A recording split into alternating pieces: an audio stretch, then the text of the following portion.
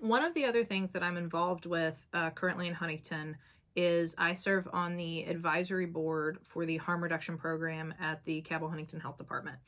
And I feel really lucky to have learned about harm reduction and become part of that world. It wasn't something that I was taught in medical school, although I have made efforts to change that. I now teach that to medical students, so we're trying to fix that hole in medical education. But I love to talk about it with people because I think it's misunderstood. It's a nuanced topic, and that's always hard in quick discourse when you're making a commercial or just a sentence or two. It's really hard to explain that stuff. It's not a Twitter explanation. It's longer than that. So the principles of harm reduction are something that we practice every day.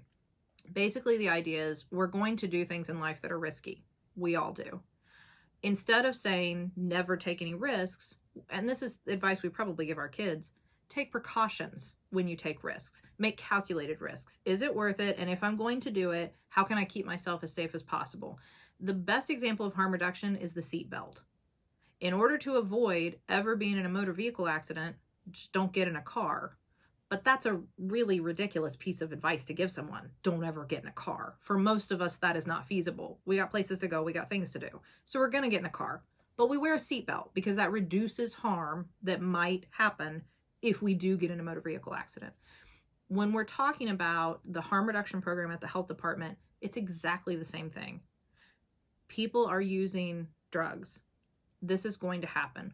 Yes, we have great recovery efforts and we have addiction sciences and all kinds of programs to help those who are struggling with substance use disorder in our community. But it can often take people multiple times to quit using drugs. It actually takes them multiple times, but fewer times than it takes people to quit smoking on average. I always think that's an interesting thing. People who are trying to quit smoking, it will usually take them about 9 times to do so. People who are trying to stop using drugs, it usually takes about 6 times. So the thing is, it's a work in progress. It's not something that's going to happen all at once. And while people are on that journey to recovery, we want to keep them alive. We want to keep them safe. And that's what the harm reduction program does. We provide people with lots of information about how to avoid infections that you can commonly get when you're using substances, especially injection drugs. We provide people with life-saving naloxone or Narcan, a lot of people know it as, which is an overdose reversal drug, which anyone can learn. I encourage you to go to the health department. You can be trained. You can come to Harmony House. We can train you to administer it right there. Most of the people use a nasal spray. It's easy to use and you can save a life, literally save someone's life. And I always like to say we can't get people into recovery if they're not alive for us to help them get there. So let's keep them alive until they're ready to make that decision and provide them with that support that says, I care about you. Your life has value. You matter. And you are worth the time and effort to getting you to that place where you're ready for recovery. The most controversial piece that everybody always wants to focus on is the syringe service program part of a harm reduction program. And again, it's a whole program. Not only do we provide all of these things, we provide recovery coaches, we provide STI testing and screening, sexually transmitted infection testing and screening. We provide access to, do you need to see a physician for family planning services, just for wellness services, for preventive healthcare services, for vaccines, all of that, testing for HIV or hepatitis, all of that is part of it. So it's all inclusive services.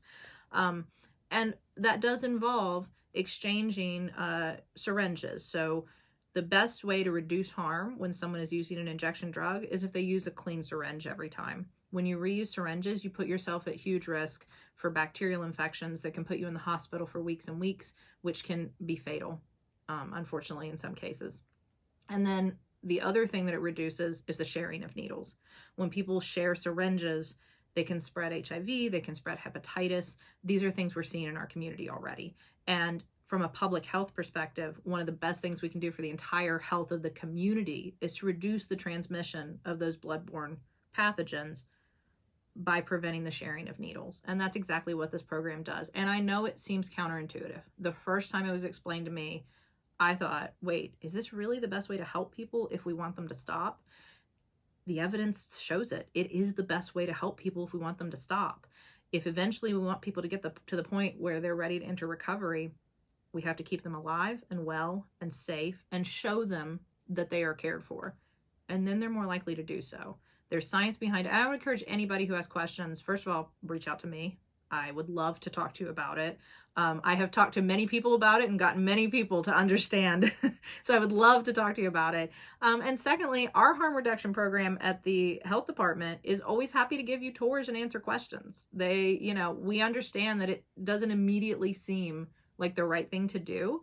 But we also know that the science tells us it is. And from a morality standpoint, I believe it is the right thing to do. I want to help everyone right where they are. I want to meet them where they are and get them to the level of health that they deserve, which is for all of us to be healthy and happy and live full lives. So please reach out if you have questions, because I could talk harm reduction all day.